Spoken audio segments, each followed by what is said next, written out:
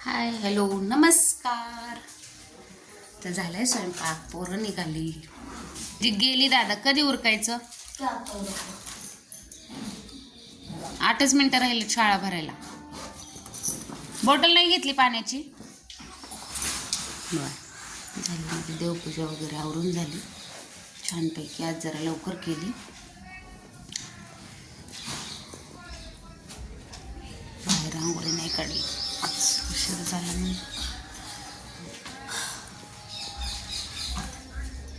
रात्री तीर्थावर बसले 12 वाजेपर्यंत आणि आता झोप आवरणा. बाय चाललं. दीदी गेली पुढं, आता जाईल पटपट पटपट.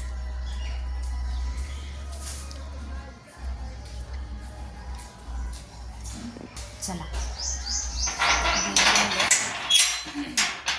आज काय पाटलांना सुट्टी, आत्यांना पण सुट्टी. दोघं झोपल्यात. संध्याकाळी परत कार्यक्रमाला जायचे त्यांना. मज्जा आहे त्यांची. कालच्या व्हिडिओला एक जणाची कमेंट होती की सगळं दाखवलं, जेवणाच्या पंक्ती काय नाही दाखवल्या. तर तिथं खूप गर्दी होती, त्याच्यामुळं नाही काढता आला व्हिडिओ तिथला. आणि काल तीर्थावर जेवण इतकं छान ठेवलं होतं. जामखेडची सुप्रसिद्ध अशी शिपी आमटी, भाकरी आणि इंद्रायणी तांदळात चिकट भात छानपैकी असलं मस्त झालं होतं ना. खरंच खूप छान म्हणजे जेवण.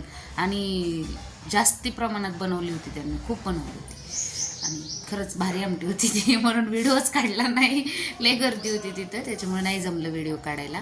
आणि खूप छान दत्तजन्म झाला, खूप छान कार्यक्रम झाला सगळा. परवा पण जागरण गोंधळाचा कार्यक्रम झाला तिथं, पण त्या कार्यक्रमाला मला नाही जाता आलं. पाटील गेले होते, दादा आणि पाटील, कारण तो रात्रीचा कार्यक्रम होता पहाटेपर्यंत. मग आम्ही नाही गेलो, दीदीला शाळा असते त्याच्यामुळे नाही गेलो. बाकी गेले होते सगळे.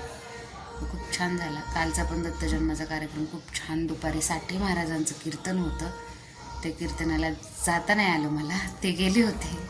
आणि कारण असं की काल गुरुवार होता, पूजा वगैरे मांडायची होती घरी. सकाळी दत्त याग होता, होम होता. त्या होमाला आम्ही बसलो होतो, त्यामुळे दुपारी 1 वाजले.